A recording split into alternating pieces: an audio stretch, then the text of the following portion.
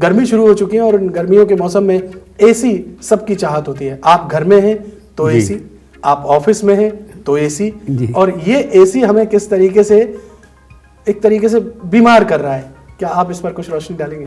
बिल्कुल, देखिए ऐसा है कि हमारा नॉर्मल बॉडी टेम्परेचर है वो 37 डिग्री सेंटीग्रेड, और जब हम एसी चलाते हैं तो हमको कोशिश ये करनी चाहिए कि जितना कम से कम एसी के हम गुलाम बने उतना ही अच्छा है। देखिए हमारे यहाँ प्रकृति और इंसान की बीमारी का सबसे बड़ा कारण ये है कि जब जब इंसान प्रकृति से जितना दूर गया तब से ही बीमारियों का शिकार हो गया।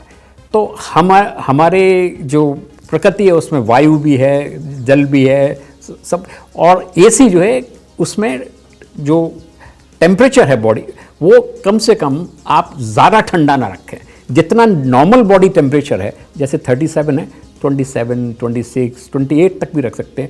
होता क्या है कि जितना कम ठंडा आप रखेंगे, जितना एसी का टेम्परेचर कम रखेंगे, उतनी ही ज़्यादा वो एसी जो नमी है वातावरण में उसको सोखेगा और उसको ड्राई किए। अब ड्राई करने से क्या होगा कि जो लोग जिनको इरिटेशन ऑफ द आई शुरू होगी, ड्राइनेस ऑफ द माउथ शुरू होगी, उनको इरिटेशन होगा, स्किन में इचिंग शुरू हो जाएगी, ड्राइनेस ऑफ द माउथ, और जिन लोगों को थोड़ा तो डिहाइड्रेशन शुरू होगा, पानी। तो जो लोग बहुत सारा एसी में बैठ सकते हैं और थोड़ा बेसिक, हमारा जितना ज़्यादा ठंडा होती है बॉडी उतनी ही हमारी बेसिक मेटाबॉलिक रेट वो कम हो जाती है। अब बेसिक मेटाबॉलिक रेट का मतलब है शरीर की सभी क्रियाएं मंद और शिथिल। मंद शिथिल होने से आप में वो ऊर्जा, वो उत्साह नहीं होती। ज़्यादा देर एसी में बैठने से और रहने से थकान, थोड़ा निष्क्रियता, आँखों में नींद सी, तो वो चेहरे पर ओजस्विता, उल्लास और उमंग नहीं रहती, और निष्क्रिय सा, क्योंकि हमारी बेसिक मेटाबॉलिक रेट ही बहुत कम हो गई। तो ये ऐसे कारण हैं जिनकी वजह से लंबे समय तक एसी में नहीं रहना चाहिए। और मैं तो ये कहूँगा कि अगर एसी में जाना भी है तो शुरू में अब 2 घंटे आप एसी चलाइए, 26, 27 के आसपास, 2 घंटे बाद बंद कर दीजिए और पंखा चलाते रहिए। और लेकिन हम आदत अपने को बदलना नहीं चाहते। हमारी पुराने संस्कार, हमारी सभ्यता और परंपराओं को हम भूल गए, इसीलिए हम आज ये नए जो साधन हैं उनके गुलाम बन गए। देखिए बहुत बड़ी बात कही है। एसी हम लोग इसलिए खरीदते हैं, इसलिए लेकर के आते हैं कि गर्मी में मौसम में हमें ठंडी का एहसास हो, लेकिन ये ठंडक के साथ साथ कितनी सारी बीमारियां, कितनी सारी परेशानियां हम खरीद के लेकर के आ रहे हैं, ये हमें समझना चाहिए। और बहुत ही काम की बात डॉक्टर साहब ने बताई है। डॉक्टर साहब एक चीज़ ये भी समझना चाहेंगे कि बहुत सारे लोग होते हैं जो आप ठंडे एनवायरनमेंट में बैठे हुए, अचानक से आपको घर के बाहर जाना पड़ता है, बाहर बहुत धूप है, फिर धूप से आप तुरंत अंदर आ जाते हैं, हाँ। अंदर बहुत चिल्ड है।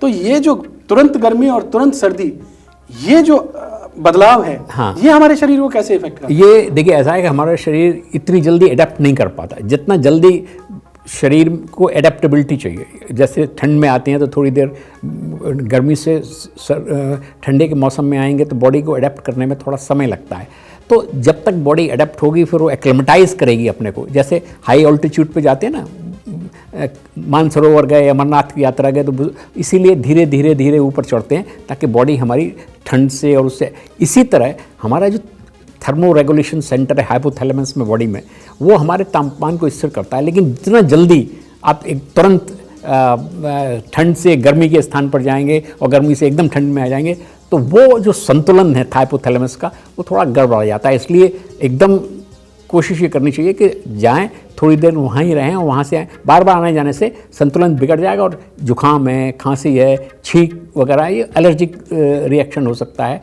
और थोड़ा तो इसलिए इसको संतुलित रखना बहुत ज़रूरी है। बार बार जितनी जल्दी जाने में आपका वो संतुलन नहीं हो पाता।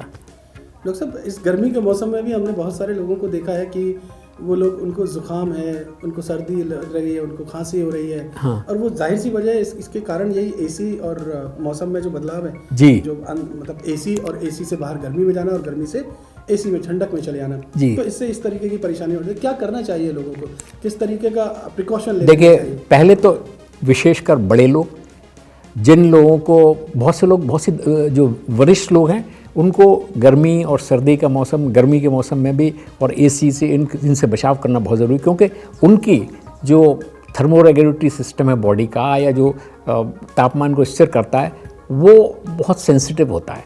तो बहुत ज़्यादा एक्सट्रीम टेम्परेचर को या एक्सट्रीम लो टेम्परेचर को या बहुत ज़्यादा गर्मी को वो बर्दाश्त नहीं कर पाते।